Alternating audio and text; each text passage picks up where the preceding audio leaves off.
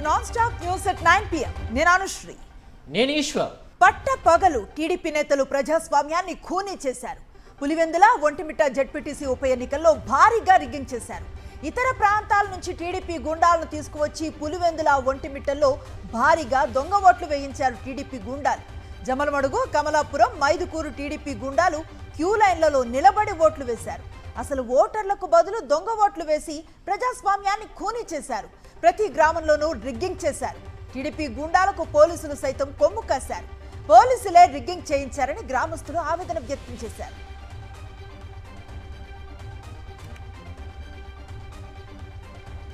ప్రతి polling booth వద్ద Jammalamadugu TDP నేతలు తిష్టవేశారు. పోలింగ్ స్టేషన్ వద్ద తిష్టవేసి ఓటర్ స్లిప్పుల్ని ఇచ్చి జమ్మలమడుగు నుంచి తెచ్చుకున్న ఆ పార్టీ కార్యకర్తల్ని మాత్రమే లోపలికి పంపారు ఎల్లో తాలిబన్లు. అయితే ఓటర్ స్లిప్ తీసుకున్న వ్యక్తి స్లిప్లో ఉన్న పేరుకు వయసుకు తేడా వస్తుందని చెబుతున్నా ఏం కాదు మేము చూసుకుంటామని లోపలికి పంపారు టీడీపీ గూండాలు. అసలు ఓటర్ల బదులు దొంగ ఓట్లు వేశారు టీడీపీ గూండాలు.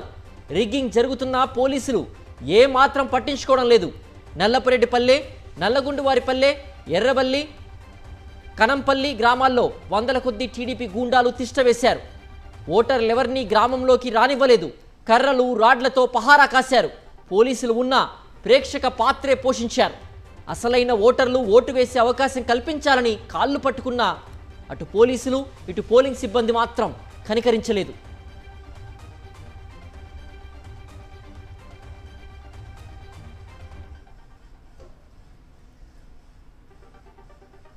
ఏపీలో రౌడీ రాజ్యంపై వైఎస్ఆర్సీపీ అధినేత వైఎస్ జగన్మోహన్ రెడ్డి ఫైర్ అయ్యారు. పులివెందుల ఉప ఎన్నికల్లో జరిగిన అరాచకాలపై తీవ్ర ఆగ్రహాన్ని వ్యక్తం చేశారు. పులివెందుల నియోజకవర్గంలో ఒక చిన్న జెడ్పీటీసీ సీటును లాక్కునేందుకు, రాజంపేటలో మరో చిన్న ఒంటిమిట్ట జెడ్పీటీసీ సీటును బలవంతంగా చెరబట్టేందుకు ఒక గూండా మాదిరిగా చంద్రబాబు అరాచకాలు చేసి ప్రజాస్వామ్యాన్ని ఖూనీ చేశారని మండిపడ్డారు. రాష్ట్రాన్ని రౌడీల రాజ్యం దిశగా నడిపిస్తున్నారని ఫైర్ అయ్యారు. ముఖ్యమంత్రిగా తనకున్న అధికారాన్ని దుర్వినియోగం చేస్తూ అధికారులను చెప్పు చేతుల్లోకి తీసుకొని పోలీసులను వాడుకొని ఈ ఎన్నికను తీవ్రవాదుల మాదిరిగా హైజాక్ చేశారని ఆగ్రహాన్ని వ్యక్తం చేశారు. ప్రజాస్వామ్యాన్ని తీవ్రంగా గాయపరిచిన ఈ రోజు నిజంగా ఒక బ్లాక్ డే అంటూ ట్వీట్ చేశారు వైఎస్ జగన్. పులివెందుల ఒంటిమిట్ట జెడ్పీటీసీ ఉప ఎన్నికలను రద్దు చేయాలని, కేంద్ర బలగాల అధీనంలో తిరిగి ఎన్నికను నిర్వహించాలని రాష్ట్ర ఎన్నికల సంఘాన్ని డిమాండ్ చేస్తున్నామన్నారు వైఎస్ జగన్. చంద్రబాబు సీట్లో ఉండగా రాష్ట్రంలో ప్రజాస్వామ్యం అన్నది ఒక డొల్ల మాత్రమే అని, ఈ రాష్ట్రంలో రాజ్యాంగం, చట్టం, న్యాయం, ధర్మం, నిబంధనలు, ప్రజాస్వామ్య పద్ధతులు అన్నవి ఒట్టి మాటలేనని, వ్యవస్థలనేవి కేవలం అలంకార ప్రాయం మాత్రమేనని మరోమారు రుజువైందన్నారు వైఎస్ జగన్మోహన్ రెడ్డి. ప్రజలు నిర్భయంగా స్వేచ్ఛగా ఓట్లేసేలా చూడటం, ఆ మేరకు ప్రజలకు సహకరిస్తూ తగిన సదుపాయాలను ఇస్తూ ప్రశాంత వాతావరణాన్ని కల్పించడం అన్నది ప్రభుత్వ విధి అన్నారు. కానీ చంద్రబాబు ప్రభుత్వాన్ని వాడుకొని తన ప్రభుత్వ సిబ్బంది, పోలీసుల చేతే ఏకంగా రిగ్గింగ్ చేయించారని ఎండగట్టారు. మరి దీన్ని ఎన్నిక అని ఎలా అనగలుగుతాం? చంద్రబాబు ఓట్లను రిగ్గింగ్ చేయగలరేమో కానీ ప్రజల హృదయాలను కాదు అంటూ మండిపడ్డారు వైఎస్ జగన్. రాజ్యాంగ వ్యవస్థల మీద విశ్వాసంతో ఎన్నికల అక్రమాలపై సాక్ష్యాలు, ఆధారాలతో న్యాయస్థానాల దృష్టికి తీసుకువెళతామన్నారు.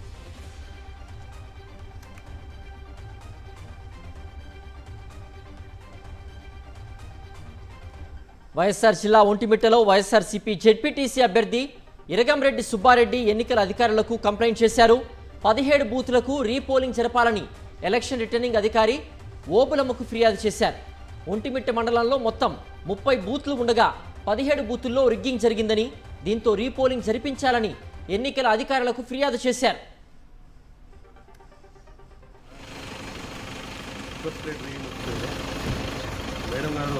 తీసుకున్నారు కానీ రిసీవ్డ్ కాపీ ఇచ్చేదానికి కూడా ఈ ప్రభుత్వానికి రిసీవ్డ్ కాపీ కూడా ఇవ్వడానికి వాళ్ళు ముందు పెట్టడం లేదు.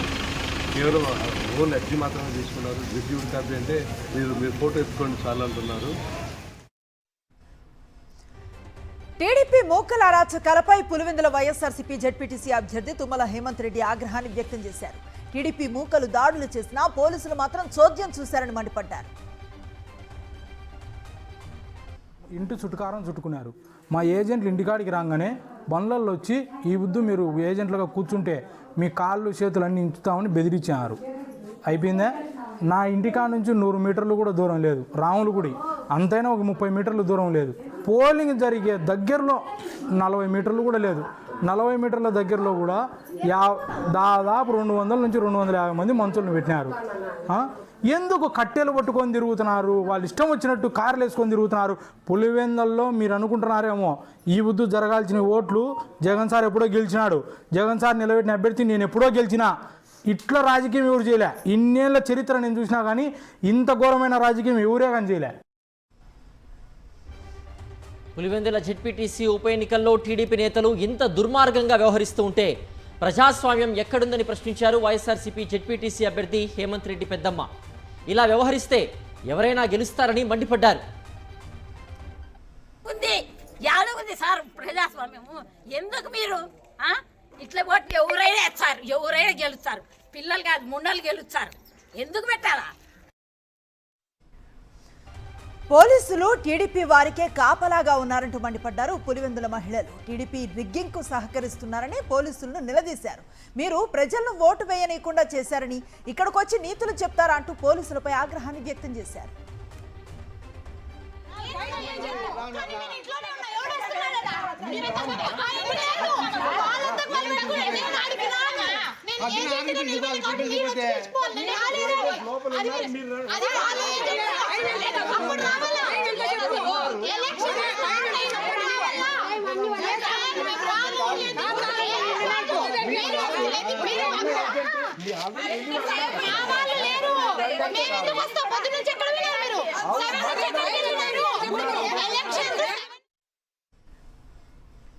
పులివెందుల వైఎస్ఆర్సీపీ ఆఫీస్ వద్ద దౌర్జన్యానికి పాల్పడ్డాడు డీఎస్పీ మురళీ నాయక్. డీఐజీ కోయ ప్రవీణ్తో పోలీసుల బలగాలతో పార్టీ ఆఫీస్ వద్దకు వచ్చారు డీఎస్పీ. వైఎస్ఆర్సీపీ కార్యకర్తలతో దురుసుగా ప్రవర్తించాడు. తమ నాయకుడిని పోలీసులు ఏదో చేయడానికి వచ్చారనే భయంతో పరుగులు తీసుకుంటూ వచ్చిన వైఎస్ఆర్సీపీ కార్యకర్తలపై డీఎస్పీ మురళీ నాయక్ తీవ్ర పదజాలంతో బెదిరింపులకు దిగారు. కాల్చి పడేస్తానంటూ వార్నింగ్ ఇచ్చారు మురళీ నాయక్.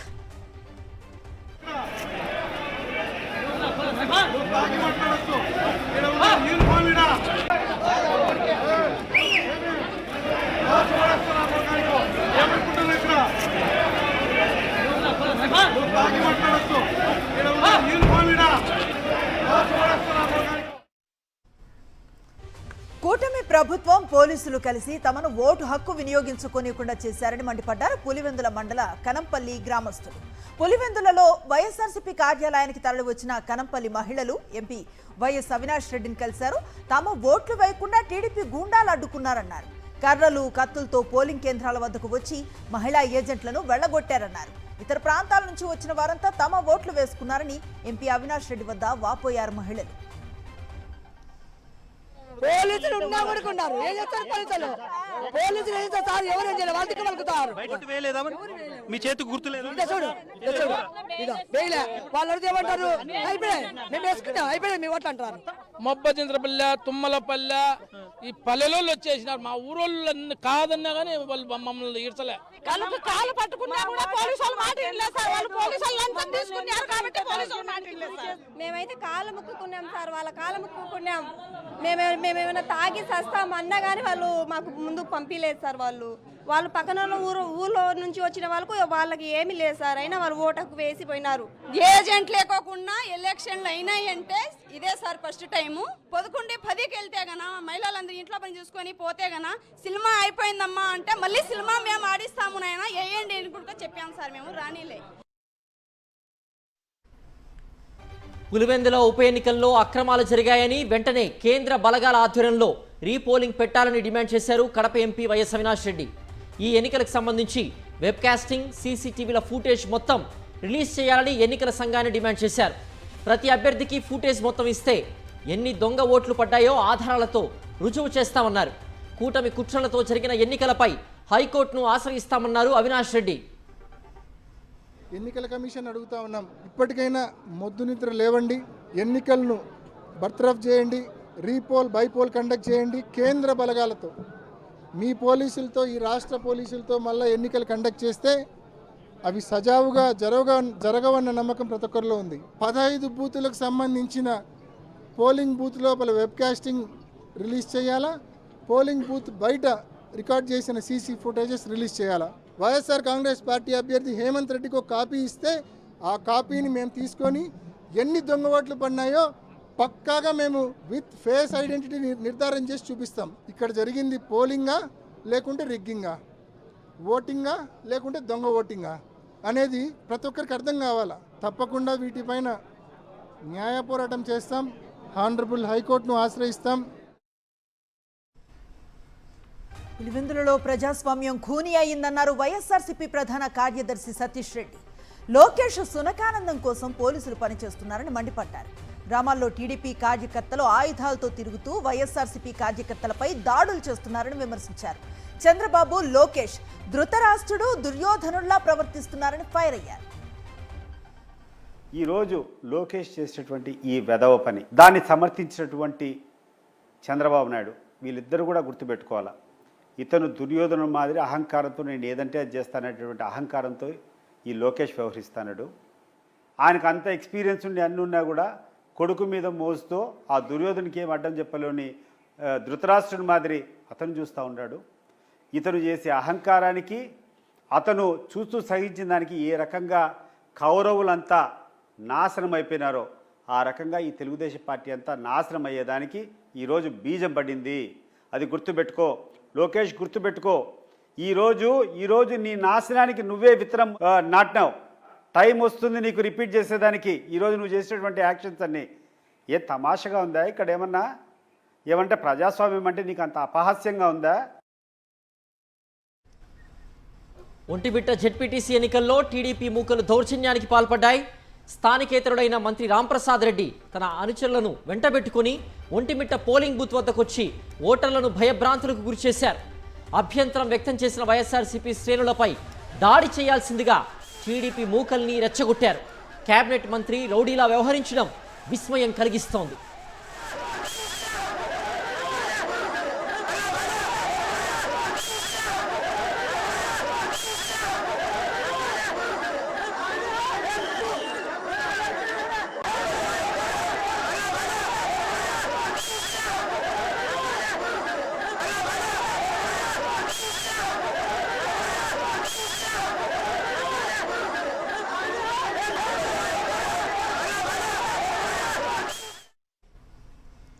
మంత్రి రాంప్రసాద్ రెడ్డి ఎన్నికల కోడ్ను ఉల్లంఘించారు. ఓటర్లను ప్రలోభ పెట్టేలా పోలింగ్ సెంటర్ల వద్ద మంత్రి పర్యటించారు. ఒంటిమిట్ట పోలింగ్ బూత్కు వెళ్లి పరిశీలించారు మంత్రి రాంప్రసాద్ రెడ్డి. మంత్రి రాంప్రసాద్ రెడ్డి సమక్షంలోనే ఏజెంట్పై టీడీపీ ఏజెంట్ చేయి చేసుకున్నాడు.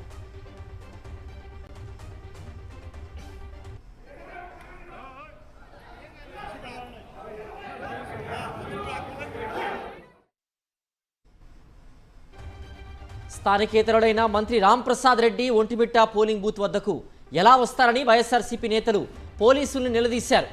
ప్రజాస్వామ్యాన్ని ఖూనీ చేసి ఎన్నికలు నిర్వహించారని మాజీ డిప్యూటీ సీఎం అంజాద్ భాషా ఆందోళన వ్యక్తం చేశారు.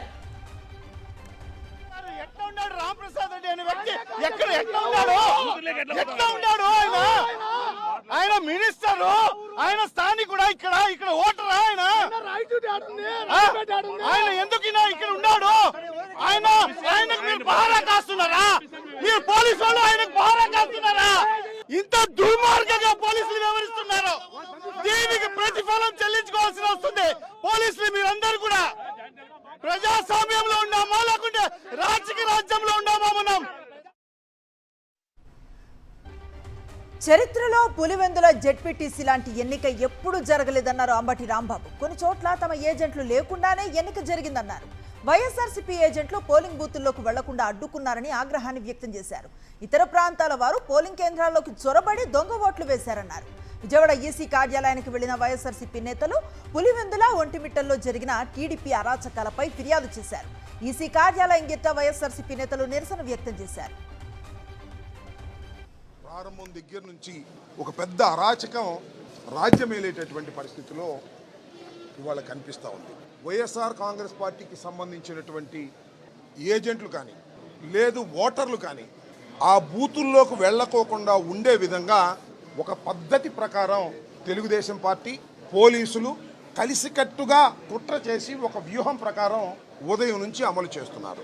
ఇతర ప్రాంతాల నుంచి అంటే పులివెందుల నియోజకవర్గానికి సంబంధం లేని వాళ్ళు ఇతర నియోజకవర్గాల నుంచి వందలాది మంది వచ్చి పోలీసుల సహకారంతో మా ఏజెంట్లను లాగివేసే పరిస్థితి తీసుకురావడం అనేది చాలా దురదృష్టకరమైనటువంటి పరిణామంగా మేము. అప్పుల కుప్పగా ఆంధ్రప్రదేశ్ మారింది. ఆంధ్రప్రదేశ్ మరో సుడాన్, సొమాలియా కాబోతోంది. కేంద్రం ప్రకటనతో ఈ విషయం స్పష్టమైంది.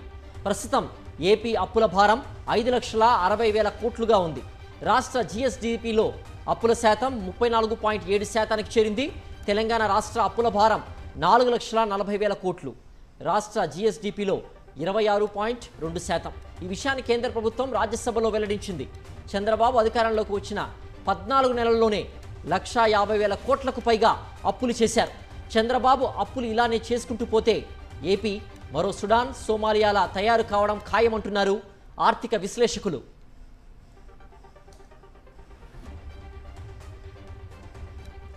కూటమి ప్రభుత్వం ఏర్పాటైన 13 నెలల్లోనే ప్రజల్లో వ్యతిరేకత మొదలైందన్నారు వైఎస్ఆర్సీపీ మాజీ ఎమ్మెల్యే తోపుదుర్తి ప్రకాష్ రెడ్డి. అనంతపురం జిల్లా రాప్తాడ్లో బాబు ష్యూరిటీ మోసం గ్యారంటీ కార్యక్రమాన్ని నిర్వహించారు. రాష్ట్రంలో ఏ గ్రామానికి వెళ్లినా ఇదెక్కడి ప్రభుత్వం అంటూ జనం గగ్గోలు పెడుతున్నారని ప్రకాష్ రెడ్డి అన్నారు. వైఎస్ఆర్సీపీ ప్రభుత్వంలో ఇంటి వద్దకే సంక్షేమ పథకాలు అందేవని, ఇప్పుడు పట్టించుకునే నాథుడే లేదంటూ ప్రజలు ఆవేదన చెందుతున్నారని చెప్పారు. దేశంలో దొంగ ఓట్లు, దొంగ నోట్ల పాలన సాగుతోందన్నారు సిపిఐ ఏపీ కార్యదర్శి రామకృష్ణ. సిపిఐ జిల్లా మహాసభల సందర్భంగా అనంతపురంలో భారీ ర్యాలీ నిర్వహించారు. ఎన్నికల కమిషన్తో ప్రధాని మోదీ, అమిత్ షా కుమ్మక్కై లక్షల ఓట్లు తొలగించారని రామకృష్ణ మండిపడ్డారు. ఈసీని కలవడానికి వెళ్తూ ఉంటే అక్రమంగా అరెస్టులు చేశారన్నారు. ఏపీలో డబుల్ ఇంజిన్ సర్కారుతో ఒరిగిందేమీ లేదన్నారు. 40 ఏళ్ల అనుభవం అని చెప్పుకునే చంద్రబాబు పాలన చెత్తగా ఉందని, రాష్ట్రం అప్పుల్లో దూసుకుపోతోందన్నారు.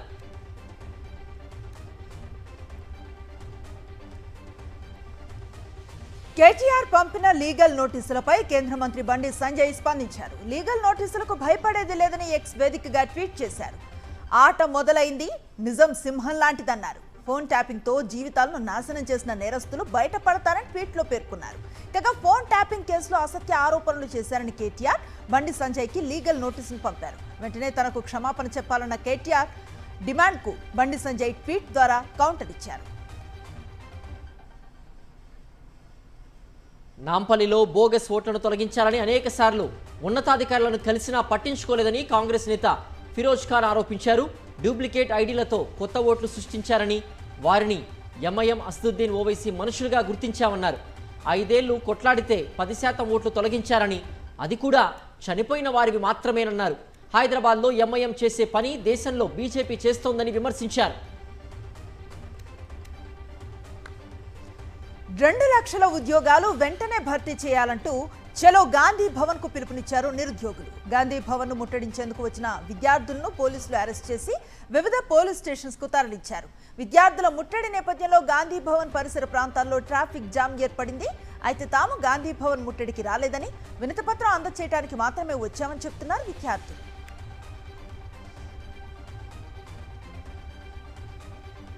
హైదరాబాద్ చందానగర్ ఖజానా జ్యువెలరీలో పట్టపగల బీభత్సం సృష్టించిన దోపిడీ దొంగల్ని నగల శివారులో పోలీసులు పట్టుకున్నారు. సీసీ కెమెరా ఆధారంగా గ్యాంగ్లో మొత్తం 6 ఉన్నట్లుగా గుర్తించారు పోలీసులు. నిందితులు ఆర్సీపురం వైపు పారిపోయినట్లుగా గుర్తించారు. 10 బృందాలుగా ఏర్పడి దొంగల కోసం గాలింపు చేపట్టారు. నగర శివారులో 2 నిందితుల్ని అరెస్ట్ చేసి వారి నుంచి వెపన్స్, బైక్స్ స్వాధీనం చేసుకున్నట్లుగా తెలుస్తోంది. ఉదయం షాపు తెరిచిన కొద్దిసేపటికే లోనికి చొరబడ్డ ముఠా లాకర్ ఇవ్వాలంటూ గన్తో బెదిరించారు. అందుకు అంగీకరించని అసిస్టెంట్ మేనేజర్ సతీష్పై కాల్పులు జరిపారు. నగల షాప్లోని సీసీ కెమెరాలను ధ్వంసం చేసే ప్రయత్నం చేశారు. గోల్డ్కు సంబంధించిన స్టాల్స్ పగలగొట్టారు.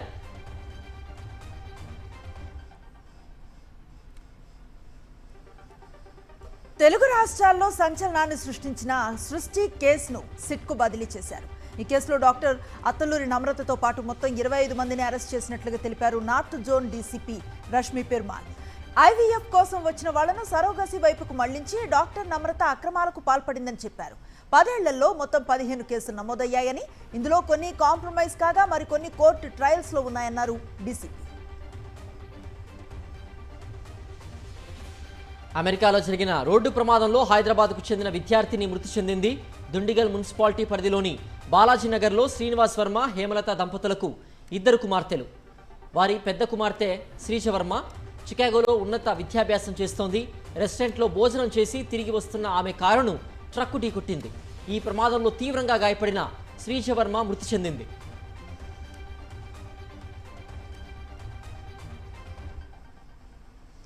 తెలంగాణకు వాన ముప్పు పొంచి ఉంది. 3 రోజుల పాటు భారీ నుంచి అత్యంత భారీ వర్షాలు కురుస్తాయని వాతావరణ శాఖ హెచ్చరికలు జారీ చేసింది. హైదరాబాద్లోనూ అత్యంత భారీ వర్షాలు కురిసే అవకాశం ఉందని ప్రకటించింది. జీహెచ్ఎంసీ పరిధిలో కొన్ని ప్రాంతాల్లో 7 నుంచి 12 సెంటీమీటర్స్ వర్షం కురిసే అవకాశం ఉందని ఐఎండీ అంచనా వేస్తోంది. అత్యవసరమైతే తప్ప ప్రయాణాలు చేయొద్దని అధికారులు హెచ్చరికలు జారీ చేశారు. అతి భారీ వర్షాలు కురుస్తాయనే హెచ్చరికల నేపథ్యంలో కలెక్టర్లతో వీడియో కాన్ఫరెన్స్ నిర్వహించారు తెలంగాణ సీఎం రేవంత్ రెడ్డి. రాబోయే 72 గంటలు అధికారులంతా అప్రమత్తంగా ఉండాలని సూచించారు. ముంపు ప్రాంత ప్రజల్ని సురక్షిత ప్రాంతాలకు తరలించాలని ఆదేశించారు. ఉద్యోగులు, సిబ్బంది సెలవులు రద్దు చేసి 24 గంటలు అందుబాటులో ఉండేలా చూడాలని సూచించారు.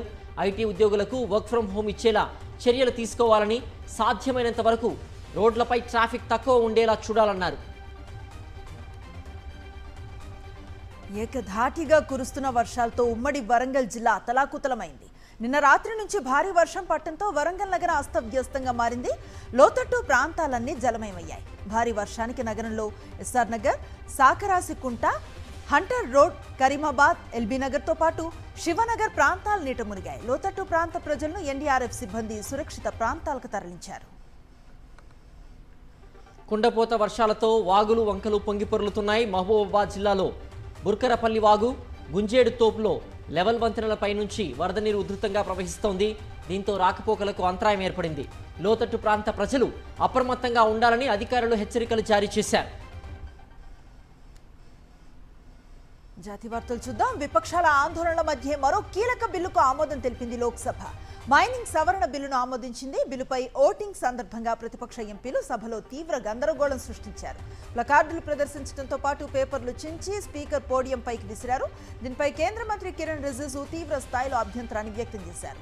సభా మర్యాదకు భంగం వాటిల్లేలా విపక్ష ఎంపీలు వ్యవహరిస్తున్నారని ఆక్షేపించారు. అనంతరం లోక్సభ సోమవారానికి వాయిదా పడింది. భారత్ను సెమీకండక్టర్ హబ్గా మార్చడమే లక్ష్యంగా కేంద్ర కేబినెట్ కీలక నిర్ణయం తీసుకుంది. దేశంలో మరో 4 కొత్త సెమీకండక్టర్ ప్రాడక్ట్స్ ఏర్పాటుకు ఆమోదం తెలిపింది. 4,594 కోట్ల వ్యయంతో ఏపీ, ఒడిశా, పంజాబ్లో వీటిని ఏర్పాటు చేయనున్నట్లుగా కేంద్ర మంత్రి అశ్విని వైష్ణవ్ వెల్లడించారు. అలాగే 5,801 కోట్లతో చేపట్టనున్న లక్నో మెట్రో ఫేజ్ 1B నిర్మాణానికి కేంద్ర కేబినెట్ గ్రీన్ సిగ్నల్ ఇచ్చింది. అరుణాచల్ ప్రదేశ్లో 700 మెగావాట్ల హైడ్రో ఎలక్ట్రిక్ ప్రాజెక్టుకు ఆమోదం తెలిపింది.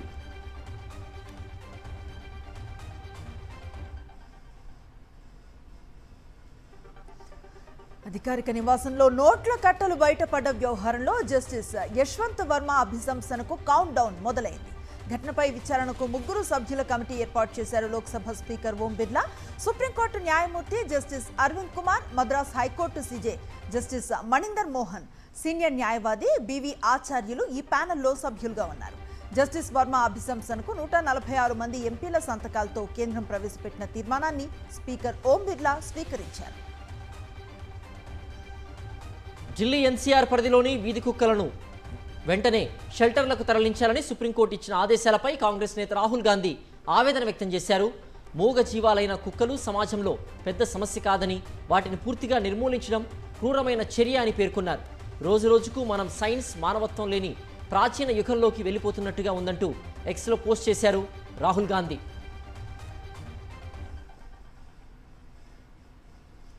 తెలంగాణ హైకోర్టు లాయర్ గట్టు వామన్రావు దంపతుల హత్య కేసు విచారణను సీబీఐకి అప్పగించింది సుప్రీంకోర్టు. కేసును సీబీఐ దర్యాప్తుకు ఇస్తే తమకేమీ అభ్యంతరం లేదని తెలంగాణ ప్రభుత్వం తెలిపింది. మరోవైపు మరణ వాంగ్మూలం వీడియో అసలుదేనని ఫోరెన్సిక్ నివేదిక తేల్చింది. ఈ నివేదికను రాష్ట్ర ప్రభుత్వం కోర్టుకు సమర్పించింది. అన్ని అంశాలను పరిశీలించి దర్యాప్తు చేయాలని సీబీఐని సర్వోన్నత న్యాయస్థానం ఆదేశించింది. అమెరికాలోని డొనాల్డ్ ట్రంప్ సర్కార్ పాకిస్తాన్కు గుడ్డిగా వంతపాడుతోంది. పాక్ ఆర్మీ చీఫ్ అసీం మునీర్ పర్యటన వేళ ట్రంప్ ప్రభుత్వం కీలక ప్రకటన చేసింది. పాక్లోని వేర్పాటువాద సంస్థ బెలూచిస్తాన్ లిబరేషన్ ఆర్మీ, దాని అనుబంధ విభాగం మజీద్ బ్రిగేడ్లను విదేశీ ఉగ్రవాద సంస్థలుగా ప్రకటించింది. పహల్గాం ఉగ్రదాడికి తెగబడిన లష్కర్ ఏ తోయిబా అనుబంధ సంస్థ ది రెసిస్టెన్స్ ఫ్రంట్ టీఆర్ఎఫ్ను గత నెలల్లో అమెరికా ఉగ్ర సంస్థల జాబితాలో చేర్చింది. ఫలితంగా పాక్పై ఉన్న ఉగ్రవాద ముద్ర మరింత బలపడింది.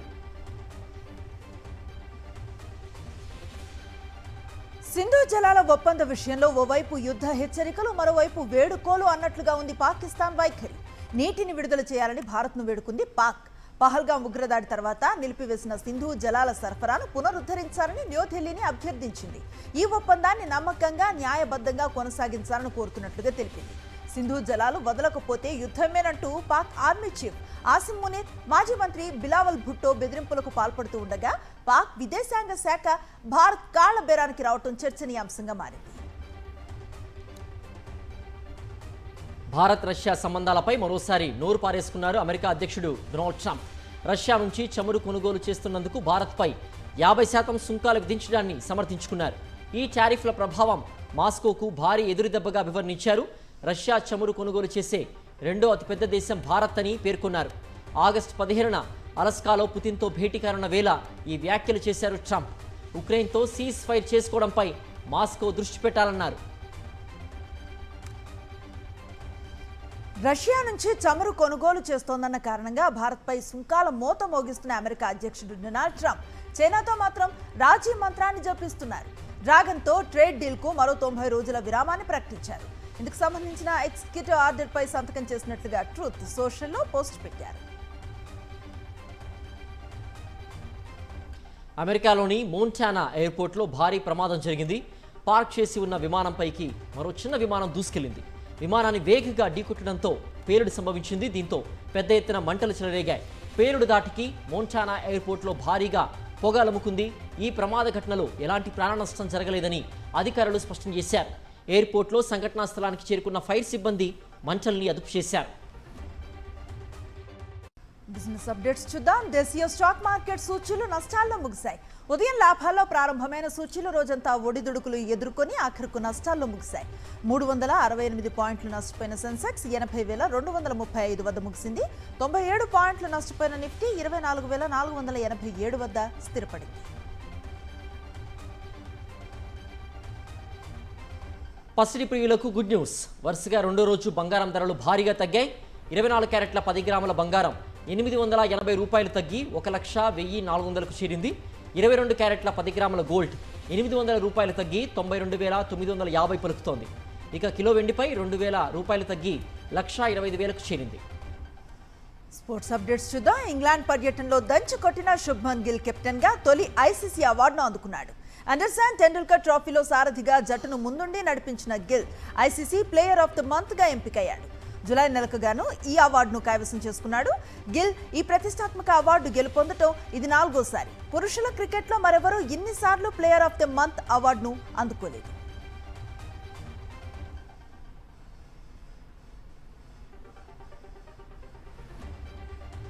ఇవి బులెటిన్ అప్డేట్స్.